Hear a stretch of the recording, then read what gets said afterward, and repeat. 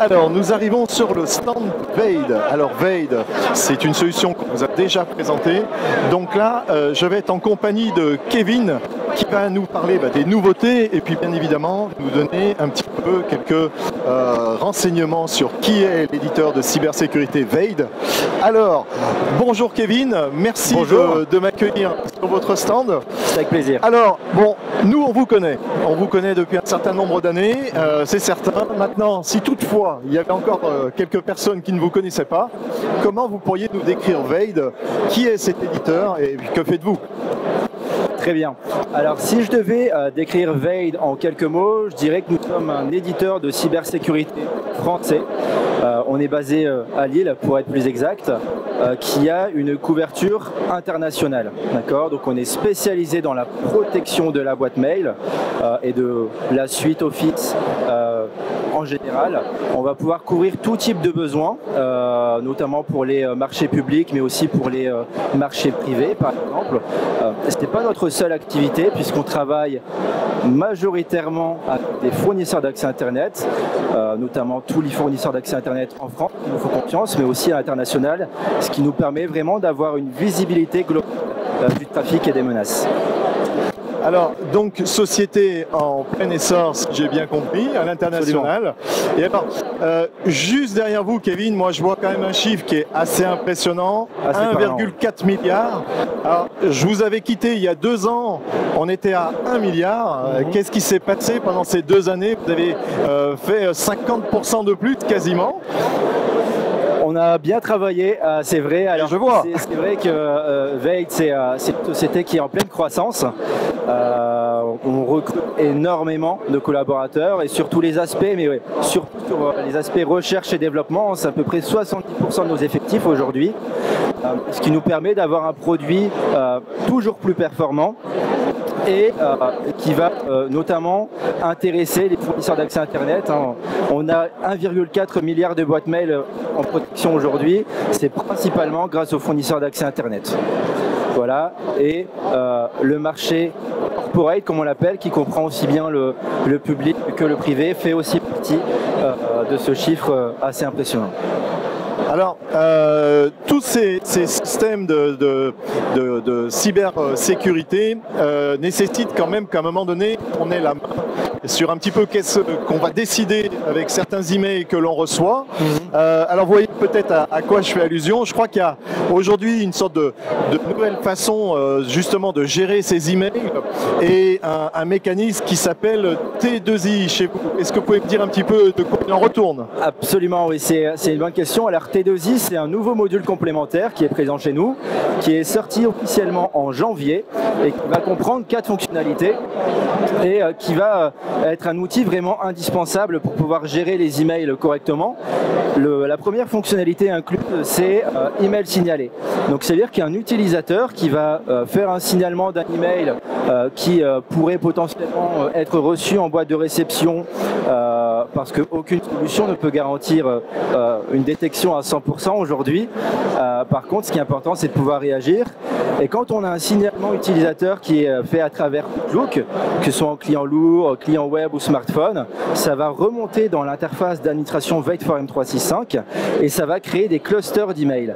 Donc on va être capable d'identifier une campagne à partir d'un ou plusieurs signalements utilisateurs. Derrière, avoir le signalement utilisateur, c'est pas tout. Il faut faire ce qu'on appelle la levée de doute. On va vérifier que le signalement utilisateur est bien le bon.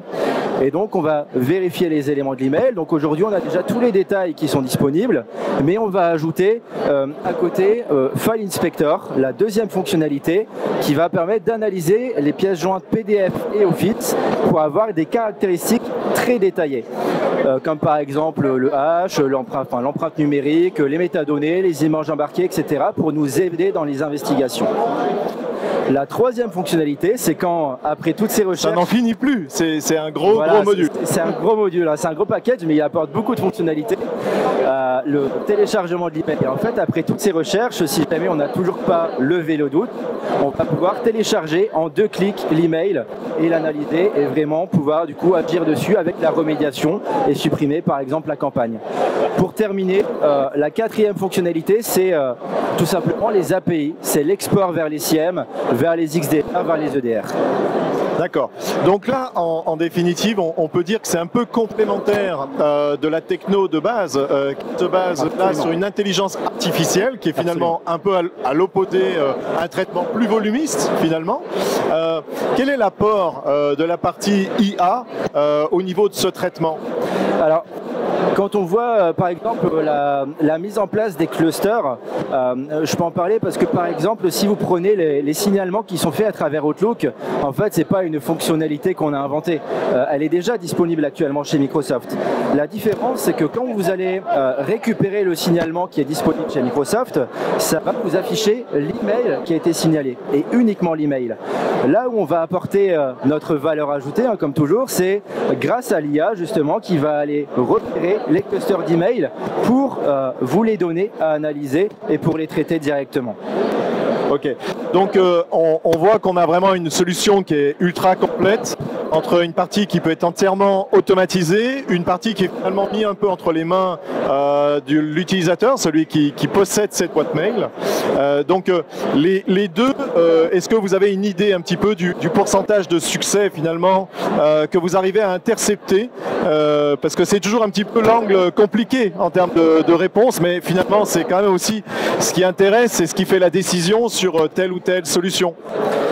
Alors, c'est la question que tout le monde pose.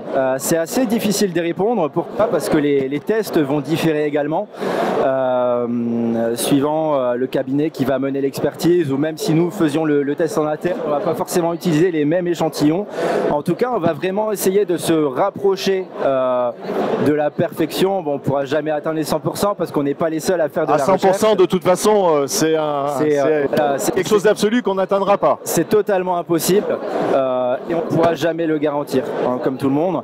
Par contre, on va essayer d'y tendre et en plus de ça, de donner les outils qui vont permettre de réagir, hein, notamment la remédiation, l'auto-remédiation, qui sont là pour aller chercher manuellement ou automatiquement les emails, si jamais il y avait des loupés, et en profitant non seulement de notre IA, mais aussi en alliance avec tous les utilisateurs qui utilisent notre système de protection.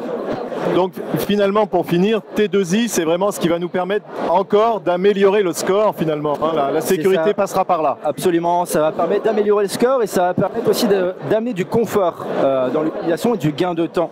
Parce que les signalements utilisateurs, il faut savoir les gérer. Quand on pose la question, en général, on nous répond je reçois un email d'un collaborateur qui m'envoie potentiellement la pièce jointe malveillante ou on m'envoie un SMS. Bref, sur ça, les méthodes. Et c'est aussi une problématique qui a entraîné le télétravail avec des gens isolés qui là se retrouvent avec un pouvoir quelque part de signalement. Voilà. Et encore à l'époque où voilà, tout le monde était au bureau, on passait devant le service de l'IT et on disait j'ai reçu telle menace, est-ce que tu peux regarder? Aujourd'hui c'est vrai qu'on a tendance à s'isoler, à peut-être moins partager ce genre d'informations et le fait d'automatiser les processus, au final ça permet à l'utilisateur de se sentir entendu et de pouvoir signaler justement les emails qu'il pourrait recevoir et d'améliorer le traitement par l'équipe informatique qui en plus va gagner du temps car on va regrouper toutes les menaces entre elles pour les traiter.